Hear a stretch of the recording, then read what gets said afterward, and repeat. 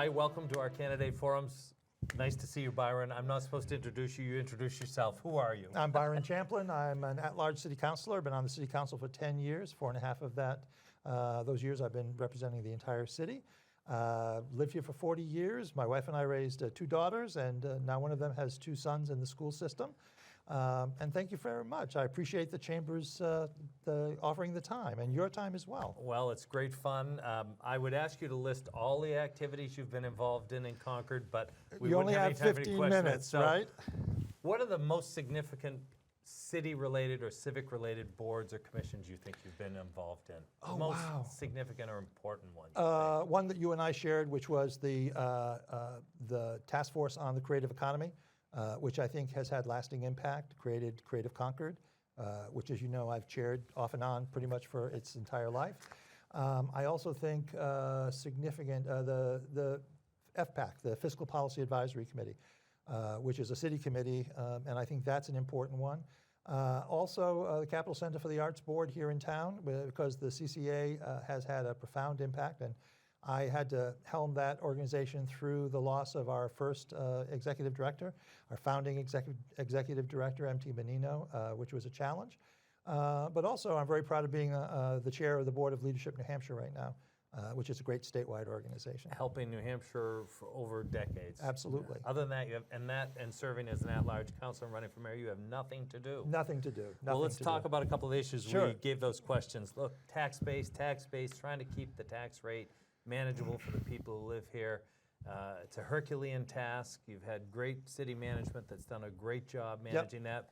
How do you add 10 new Mazda dealerships a year to keep that rate small? Well, you set a high bar, as usual. But I think that we've made a great step forward with the reorganization of the Community Development Department.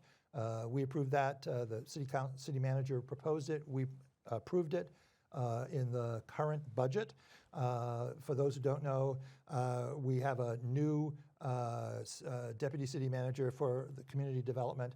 We created a new position under him, which is an assistant deputy director, and the special projects manager, which is what the job that individual had previously, is also still there. And another position was added to take some of the detail work around our online permitting process off of their shoulders. So I think that's a good start. One of the things that I'm thinking about doing, if I'm lucky enough to be elected mayor, is to reinstate something like the the Economic Development Advisory Committee, which is how I got into city government. I was nominated and served on that for a while. That was sunsetted. I would love to recreate it and staff it with business leaders who can help advise the Community Development Department. I also would like to look at reinstating the mayor's business visitation program, where the mayor went and visited prospective businesses as well as existing businesses with the community development staff, so that we can help attract new businesses and also retain the ones we have. And I also think that we need to take a good look at any roadblocks to bringing companies into the city. We may want to look at a variety of things. I haven't thought that through completely, but I think it is worthwhile. We did have an ad hoc fee committee, which the mayor asked me to chair, and I think that's a good model. We learned a lot by taking a look at our fee structure. I think we might be able to do the same relative to economic development. Great thoughts all. Let's switch right over to the affordable housing issue. I've been saying to everybody, Mark Twain had that great saying, everybody complains about the weather, nobody does anything about it. We know that accessory dwelling units and increasing density all play a role, although that's part of it, high construction costs, high interest costs. How do we create more housing for families, for workforce, for folks who want to come to Concord with their businesses? What can the city do? Well, as you know, Steve, there are probably about 2,000 or 3,000 units right now that are either approved in the pipeline, and I think that's a very good place to be. The city has a limited role to play in developing housing, but I think we can play an important role.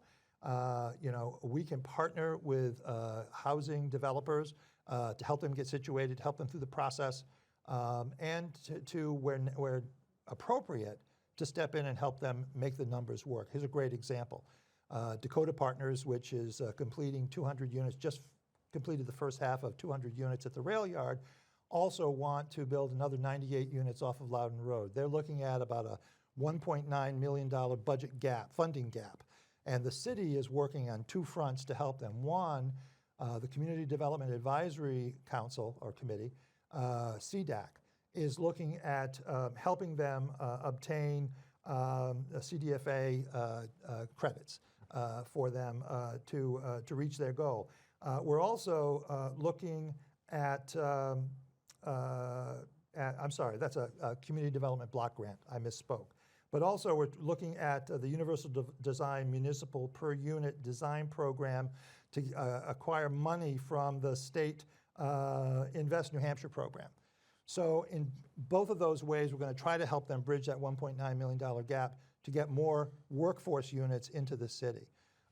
So I think the city can continue to help where we can and to encourage housing projects here in the city. I'd love to see a way that we could start to encourage missing middle type housing as well. You know, those are the duplexes and the triplexes that used to be just everywhere. I remember in Rhode Island, my uncle lived on the middle floor, and his son and daughter-in-law lived upstairs, and his mother and his father and mother from Italy lived down on the ground floor. And I think we'd be good if we could find that a way to recapture that type of housing. A little bit of an offshoot of that, I know there's been some discussion about developing housing between the old Concord Monitor and Exit 17. Developers were hoping perhaps the city would build the infrastructure and road. Concord's had a 100-year history of no, that's the developer's job. Yeah. Do you think that's been the right policy? I think we have to be really prudent about what we have the property taxpayer pay for. As you know, almost a third of the taxable property in Concord is not taxed because it's owned by the state or it's owned by nonprofits, and we love our nonprofits and we love our religious institutions, but we're unique in New Hampshire in that regard, and New Hampshire is unique in its reliance on property taxes. So I think that the city has always, in my 10 years on city council, been willing to work with a developer and see what would be appropriate. For example, we may be in another arena, we may see a city investment in wastewater and water structure up at the Steeplegate Mall. Our system up there was put in when there was nothing but the mall there, and now there's a lot more around there. So if the development up there takes place, we're probably going to have to upgrade the infrastructure in order to support it. But I think that's part of the negotiations, and every instance is unique. All right, let's switch to homelessness. It's in the paper all the time. Lots of groups working on it. You and I have been on, I think, committees together. We have been, yeah. And the city's now added a social worker. We've heard other people talk about the fact that they're raising safety concerns. Sure. We're down 19 policemen. Everybody's working hard on it. I think the growth in the problem is exceeding the growth in the solutions, or at least the housing first units we've been able to come up with. What are your ideas on that one? I think the visuals are that it's more of a problem. Certainly, I think we have to be very attentive to criminal activity around the homeless population, just as we have to be attentive to criminal activity around the general population. And we can't underplay that, and we can't underplay people's concerns. At the same time, if you talk to the homelessness professionals, you'll hear that over the last 2 years, our homeless population has been fairly stable. The Concord Coalition to End Homelessness has said that over the last 2 years, they've housed 70 people. They think right now, just received a newsletter, and as of October, I believe they've housed another 23 in 2023. The issue is, how do we keep tabs on what the homeless population is, what the size of it is, and how do we monitor who's coming into the homeless population and who's leaving so that we get a realistic idea of what our progress is. I think we're closer right now than we've ever been to really starting to move towards functional zero homelessness, which other communities have achieved. We do have a by-name census of the Concord homeless population. We have moved towards case conferencing, which is, and of course we do have wraparound services. What we really need are more housing units and willing landlords. And a great example of the latter is the Dakota Partners. When they initially proposed their 200 units down at the rail yard, they were approached by the Concord Coalition to End Homelessness, and they pledged 10 of those approximately 200 units to people coming out of homelessness. And those all have vouchers, housing vouchers attached to the apartments. So those 10 apartments in perpetuity are going to be used for people coming out of homelessness. If somebody moves on, passes away, that unit is available for somebody else to come in. We need more landlords, perhaps not to dedicate, that number of units, but to be willing to work with the coalition and Belknap-Merrimack County Community Action Program to bring people in with wraparound services, which means they have a caseworker, the caseworker interfaces with the landlord, and the caseworker deals with the issues that made that person homeless, whether it's substance issues, whether it's mental health issues, whatever it is, and we minimize the impact or the risk for the landlord. Also, Granite United Way has launched in Concord AHIP, which is an assistance program and an incentive program for landlords to encourage them to take these people in. I think that's part of the long-term solution. I think that's terrific. You mentioned Dakota Partners. I think one of the reluctance landlords have had is there's been the promise of wraparound services. When those aren't there at the right time and there's an issue, then that negatively impacts those folks who are residents of a community who don't need those services. Right. That can then negatively impact the landlord, but it's great that they're doing that much. It'll be interesting to see if that works. Just a little adjunct to that, it's great to hear that 70 have been housed. That's a new number for me.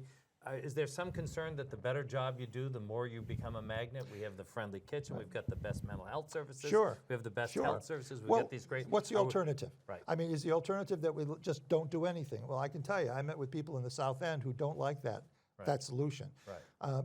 A part of this, ironically, is too that as we have these numerous housing developments taking place, Free up other housing. well, no. What we're doing is we're displacing homeless encampments. We saw that happen at Exit 13. We've seen that happen on Sheep Davis Road. So that when you go in for a big project, it's probable that you're going to be pushing some of these homeless people who've been in that area out. And that's why I think a lot of people, for example, in the South End and others, that was in the paper this morning when we're talking, I think that's why people are suddenly starting to see more homeless activity. It's because they are being displaced by very positive, in the large scale, activities. Cool. We got a couple minutes left. We got a couple issues we need to touch on. One that you and I have spent hours talking about, so Yes, it's a little I bit agree. unfair. Yes. We need to promote tourism. Yes, I agree. Well, What should the city role be in that? You give, like Portsmouth, direct year after year grant to the chamber or in town, or what is the role of the city? I've toyed with that for a long time, and you know this. This is a loaded question. You also know that I worked with Tim Sink, the president of the chamber, in the year and a half before COVID, working on a convention visitor bureau idea for Concord. Yes. So I think that yes, tourism is something that we should be trying to capture. I will also say that the city has invested to a certain extent. The city has helped to support Capital Arts Fest, for example. In this current budget, we have $150,000 that are designated for startup activities, startup events, as a way of creating more activity around the city. I very much would like to take a look and work with the city manager and figure out what role we can play. The fact that Portsmouth has subsidized the Portsmouth Chamber has not escaped me. Okay, good. Over the years. All right, we've got about a minute left, but we want to talk about the fact that when Concord was built, the back door was towards the Do you want me to sewer, help which was you? the river. Yeah. Yes. Yeah. What should we be doing to make our rather Well, dark... you'll remember I was the guy who tried to get $100,000 in the Main Street project to uplight Main Street. I was Yes. also the guy who initiated the effort to paint the mural down on Store Street. I'm also the guy who has been advocating, I'm also the guy who supported Hotel Concord putting lights up there, even though constituents were upset about it. It's been terrific for Concord. And I'm also the guy who has been advocating since Howie Moffett introduced me to the idea for some sort of a deck park over 93. So I think all of these things can be done, should be at least looked at. Whether we may build a deck park over 93, if that's feasible, or whether we make some kind of really super bridge over. But here's the way, I think, an easy way, relatively speaking, and a direct way to get people off the highway. How about let's have some EV charging stations? There are all these people driving up from Massachusetts and driving back home who are driving now electric cars. If you want to get them off the highway, give them someplace to recharge. And while they're recharging, let them eat on Main Street or or dine in Pennacook. And then we'll turn off the chargers and they'll stay at the hotel overnight. That's your plan. Good luck in your campaign. Thank you, sir. Thanks. My pleasure.